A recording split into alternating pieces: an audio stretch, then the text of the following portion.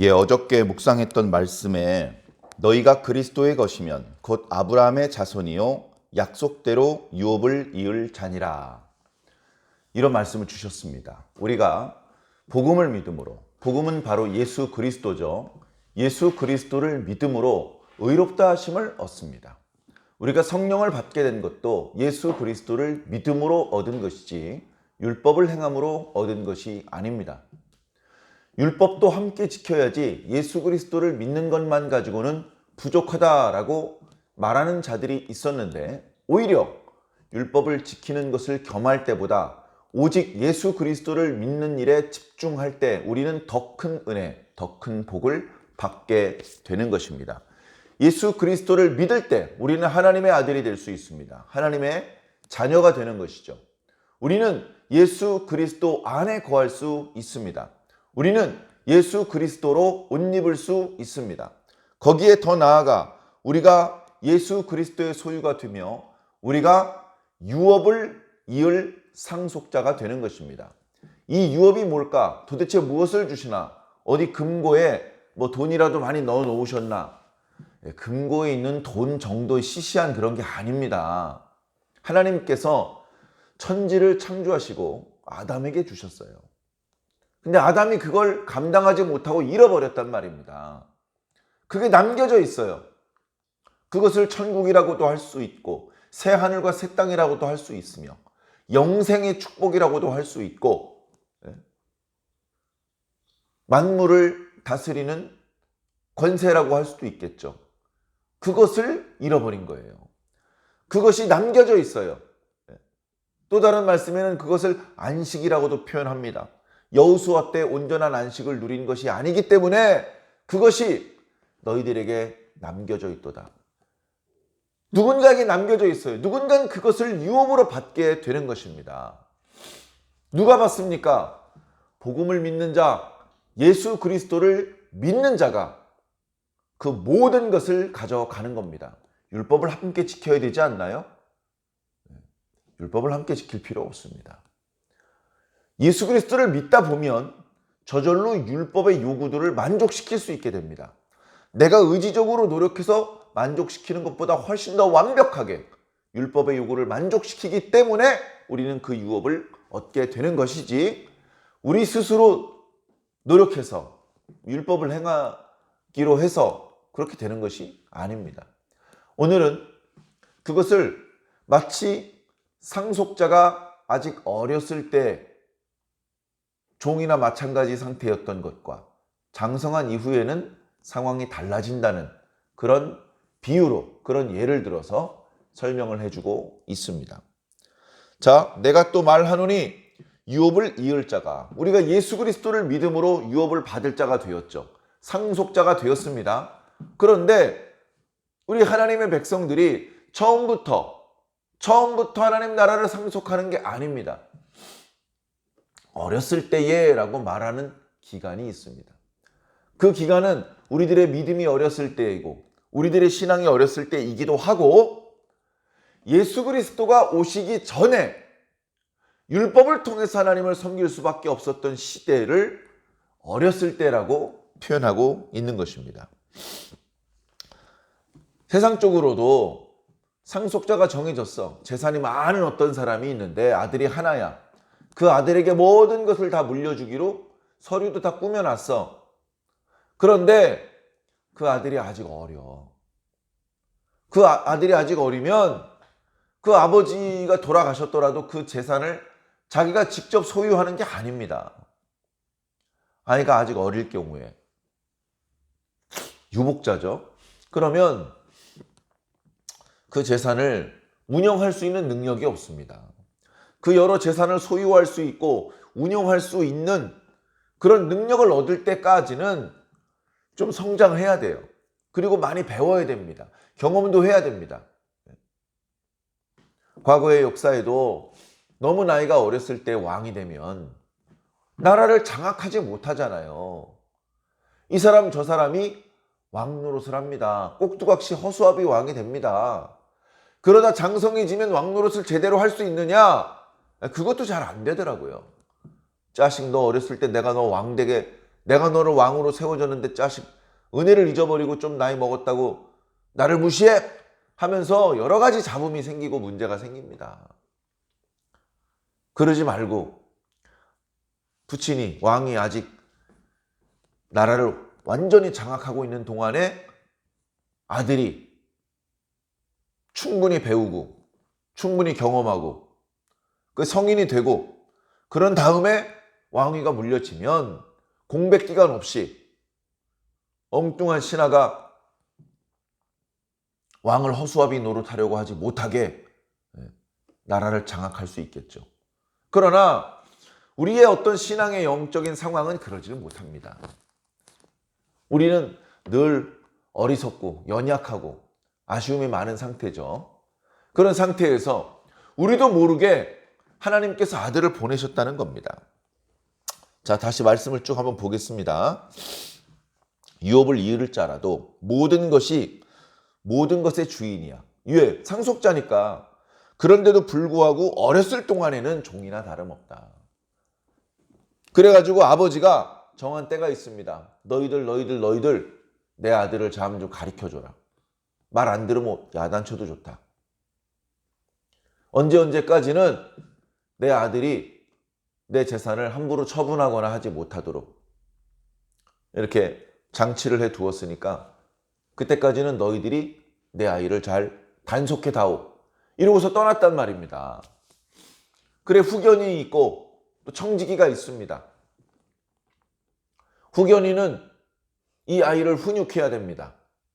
마치 아버지처럼 때로는 야단쳐야 되고 인생을 사는데 꼭 필요한 교훈을 알려주어야 됩니다.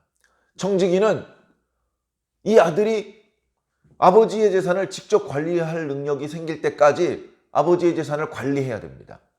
그리고 이 아버지의 재산을 그것이 논과 밭인지 그것이 포도원인지 그것이 양떼고 소떼인지 잘 모르겠지만 이제 그것들을 아들이 직접 관리할 수 있는 방법을 알려줘야 됩니다. 그래, 아이가 아직 어렸을 동안에는 게으름 피울 수도 있고 여느 아이들처럼 장난도 치고 그러고 싶겠죠. 놀고 싶겠죠. 그러나 후견인에 의해서 야단도 맞아야 되고 청지기에게 야, 저 사료포대 3개만 가져와. 그러면 해야 됩니다. 종로릇을 해야 되는 것이죠. 어렸을 때에는 종과 다름이 없어서 그 아버지가 정한 때까지 후견인과 청지기 아래에 있다. 이것과 마찬가지로 우리도 초등학문 아래에 갇혀서 종노릇했다.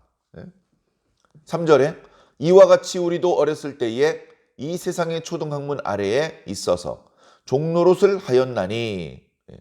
세상의 초등학문이라는 것은 예를 들면 유대인의 경우에는 구약의 율법이 될 수도 있겠습니다. 근데 여기서 세상의 초등학문이라는 것은 갈라디아 교회 성도들이 대부분 이방인들이기 때문에 과거 헬라인들이 가지고 있었던 세계관, 운명론, 세상은 물과 불과 바람과 흙으로 되어 있다. 이렇게 생각하는 그런 철학도 있었고 과거 그리스에 여러 가지 종류의 철학이 있지 않았습니까?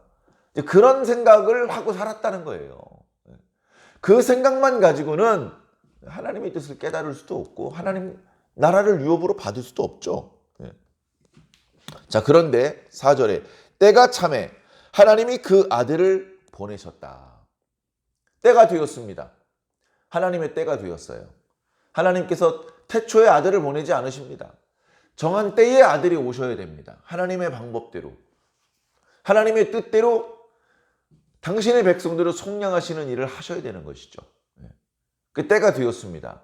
아들이 때가 되어서 더 이상 후견인과 청지기의 아래서 종노릇하지 않아도 되는 때가 되면 이제 그 후견인과 청지기도 머리를 숙입니다. 주인님, 이 모든 것은 주인님의 것입니다. 그동안 저희들의 결례를 용서하여 주시옵소서. 저희도 이제부터 당신의 명을 따르겠습니다. 이렇게 입장이 바뀌는 거죠. 그것과 마찬가지로 우리가 세상의 초등학문 밑에서 종노릇 할 때에는 질질질 끌려다니는 겁니다. 그러나 하나님의 아들을 만났어. 하나님은, 그리고 하나님의 아들 예수 그리스도는 유대인들의 신일 뿐이냐? 아니요. 온 우주의 신이십니다. 그러니까 하나님의 아들이 오셨다는 소식은 유대인들에게만 기쁨의 소식이 아니고 당시 그리스와 그 주변에 살고 있던 모든 사람들의 기쁜 소식이죠. 오늘 우리들에게도 너무나 기쁘고 감사한 소식인 것입니다. 그래, 하나님께서 아들을 보내시는데 어떤 방법으로 보내시느냐? 여자의 몸을 통해서 보내셔요. 다른 방법도 있잖아요. 천사가 내려와가지고 저절로 육체를 입은 상태가 되고 그럴 수도 있는데 여자를 통해서 나게 하십니다. 아주 어렸을 때 젖먹이부터 시작을 해서 소년기와 청소년기를 거쳐서 예수 그리스도께서 30살쯤에 활동을 하셨죠. 이 말씀은 뭐냐? 예수님께서는 철저히 인성을 가지고 태어나셨다. 신이 오신 게 아니고 철저히 인간의 형태로 오셨다. 우리와 똑같은 모양이었고 우리와 똑같은 처지에서 사셨다. 배고픔, 똥마려움, 졸림, 부끄러움 다 느끼면서 우리랑 똑같은 인간으로 오셨다. 그리고 또 예수님께서는 율법 아래에서 나셨다. 자, 율법이 모든 것을 죄 아래 가두었다고 했습니다. 왜? 율법을 다 지키는 자가 없으니까. 죄로부터 자유롭지를 못합니다. 예수님도 거기서 나오신 거예요. 예수님께서 나오니까 주변에 보이는 모든 사람들이 율법 아래 갇혀 있는 사람들입니다. 그래서 거기 있는 사람들을 속량하시려고 그리로 오신 겁니다. 개미를 구원하기 위해서 개미가 되는 것이고 고양이를 구원하려면 고양이가 되어야 되는 것처럼 율법 아래 갇혀 지내고 있는 죄인들을 구원하시려면 율법 아래에서 나셔야 되는 것이죠. 그래서 거기 나셨습니다. 이유는 뭐라고요? 5절에 율법 아래에 있는 자들 그들을 속량하시고 우리로 아들의 명분을 얻게 하려 하십니다. 아들은 하나입니다. 하나님의 아들 예수 그리스도 독생자이십니다. 그런데 우리에게도 아들의 명분, 하나님의 자녀가 되는 권세를 주신다는 거예요. 우리는 하나님이 멉니다. 너무 두렵습니다. 너무 크고 강하신 분입니다. 너무 높으신 분입니다. 우리가 어떻게 하나님과 어깨를 나란히 할 수 있습니까? 그런데 예수 그리스도께서 우리에게 오셔서 우리 아주 가까운 곳까지 오셔서 우리에게 아들의 명분을 주신다는 거예요.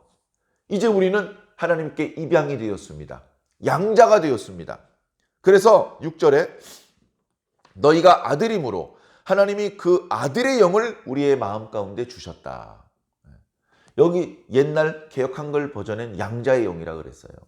우리가 하나님께 입양된 것입니다. 하나님께서 직접 우리를 낳으신 그런 형태는 아닙니다. 예수 그리스도만 그런 형태입니다. 그러나 우리도 이제 하나님의 아들이 되었습니다. 그럼 이제 하나님을 뭐라고 부를까요? 아빠라고 부를 수 있는 거예요. 오늘 성경에 아빠, 아버지라고 부르게 되었다. 하나님을 그렇게 말씀하고 있습니다. 이 아빠는 히브리 사람들이 어렸을 때 자기 아버지를 부르는 호칭입니다. 우리나라가 어렸을 때 자기 아버지를 부르는 호칭하고 정확히 일치합니다. 지금도 이스라엘의 텔아비브 공항에 가면 유대인 꼬맹이들이 자기 아빠를 아빠! 하고 부르면서 달려가 품 안에 안깁니다. 세계 사람들이 다 그러려니 하는데 우리나라 사람들은 깜짝 놀랍니다. 누가 나를 부르나? 하고 고개를 돌리는 경우가 많다고 합니다. 우리가 하나님을 어렵게 아버지요, 하나님이시여, 이스라엘의 대주제시여 이렇게 거창하게 부르는 게 아니고 아빠 이렇게 친근하게 부를 수 있는 관계가 되었다는 말씀입니다. 어떻게 되므로? 복음을 믿음으로. 그러므로 네가 이후로는 종이 아니요 아들이니 아들이면 하나님으로 말미암아 유업을 받을 자니라. 이제 유업을 받을 자라 하면 하나님 나라를 유업으로 받는 것이고 상속자가 되었다는 의미이며 복음을 예수 그리스도를 믿는 믿음으로 그것을 얻게 된 것임을 기억해 주시기 바랍니다. 자, 전에는 어땠다고요? 그러나 너희가 그때에는 하나님을 알지 못하여 본질상 하나님이 아닌 자들에게 종노릇했습니다. 청지기와 후견인에게 세상 초등학문 아래에서 종노릇했단 말이죠. 그래서 너희가 그러나 이제는 너희가 하나님을 알 뿐 아니라 더욱이 하나님이 아신 바 되었거늘 이제는 종로로 나내도 되는데 왜 다시 약하고 천박한 초등학문으로 돌아가서 다시 그들에게 종노릇을 하려고 하느냐. 이 얼마나 안타까운 일이냐. 사도 바울이 탄식하고 있습니다. 너희가 날과 달과 절기와 해를 삼가 지키니.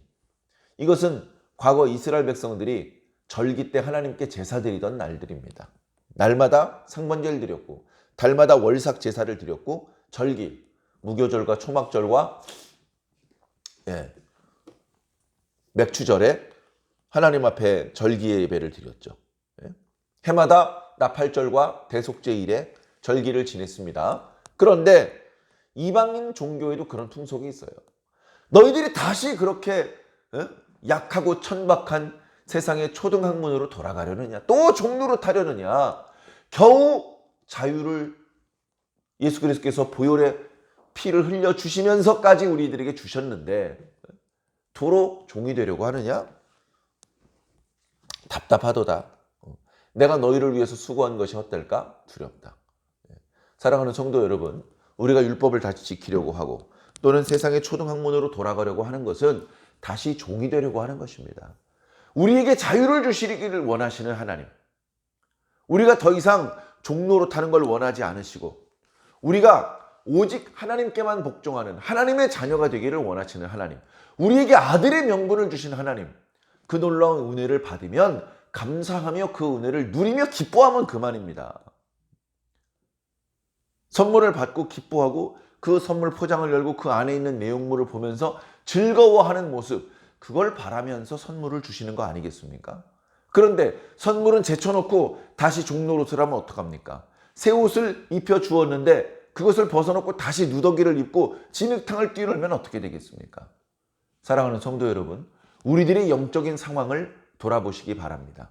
하나님께서 우리를 씻어주셨고 또 깨끗하게 해주셨고 또 고쳐주셨고 강하게 해주셨고 심지어 하나님을 아빠라고 부를 수 있게 해주셨다면 이제 하나님을 아버지라고 부르면서 계속해서 하나님의 자녀답게 살아야 되지 않겠습니까?